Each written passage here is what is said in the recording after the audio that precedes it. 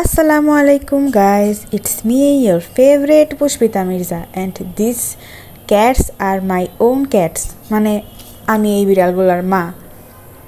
আমার বিয়ে হয় নাই, I am single still but I have 3 male kids। এত যন্ত্রণা মনে হয় নিজের বাচ্চা কাচ্চাও দেয় না যতটুকু যন্ত্রণা আমার বিড়ালগুলো আমাকে দেয়। প্রত্যেক দিন এদের জন্য আমার আলাদা করে খাবার বানাইতে হয়। 2 দিন পর পর ফুড হ্যাবিট চেঞ্জ হয়। ওদের ফুড হ্যাবিট চেঞ্জ হলে বিভিন্ন রকমের খাবার দিয়ে ওদেরকে ট্রাই করে দেখতে হয় কোনটা ওরা পছন্দ করতেছে খাইতে। আমার বিড়ালের যেই রুচি মাশাআল্লাহ, ওই রকম রুচি আমি পাইলে মাসে আমার 5-6 কেজি ওজন বাড়তো।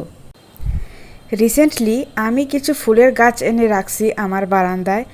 আমার বিড়ালগুলোর প্রত্যেক দিনের রুটিন আমার বারান্দার সামনের ফুল গাছগুলোর সামনে গিয়ে হাঁটাহাঁটি করা। এতদিন শুনতাম বিড়াল ঘাস খায়, এখন দেখি বিড়াল ফুল গাছও খায়। আমার বিড়াল ফুল গাছের পাতাগুলোকে অনেক পছন্দ করে, মাঝে মাঝে খেয়ে ফেলে। নতুন কয়েকটা ফুলের কুড়ি আসছিল, সেগুলোও খেয়ে ফেলছে। এমনকি ফুলের গন্ধও শুকে। আমার মনে হয় আমার বিড়াল আমার মতোই হয়েছে, তাই না? আগে ওদের 2টা খেলনা ছিল, সেই খেলনা দিয়ে তারা খেলা করতো। এখন ফুল গাছ আনার পর কিছুক্ষণ পর পর ফুল গাছের কাছে গিয়ে হাঁটাহাঁটি করে। আমার বৃক্ষপ্রেমিক বিড়াল। মাঝে মাঝে ঘুমের মধ্যে ওরা হাত পা নাড়াচাড়া করে, আর এমনভাবে হাত পা নাড়াচাড়া করে মনে হয় স্বপ্নে পাশের বাড়ির বিড়ালের সাথে ডিসুম ডিসুম করতেছে।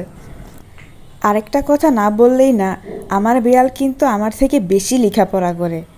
মানে আমি যতক্ষণ লেখাপড়া করি তার থেকে বেশি সময় ওরা আমার কলম, খাতা, বই, পেন্সিল নিয়ে খেলা করে, এগুলোর উপর সবসময় ঘুমায় থাকে। যখনই আমি পড়তে বসি তখনই আমার টেবিলের উপর উঠে আমি যেই বই বা যে খাতার উপর লেখাপড়া করতেছি সেটার উপর শুয়ে থাকে। এটা তাদের রেগুলার বেসিসের কাজ। আপনারা যারা বিড়াল পালেন আপনাদের সাথেও কি এরকম হয়? কমেন্ট করে জানাবেন। Thanks for spending the day with my cat.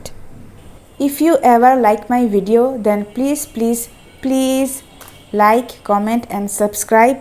আমার ভিডিওতে কোনো ভুল ত্রুটি থাকলে সেগুলো অবশ্যই ক্ষমা দৃষ্টিতে দেখবেন।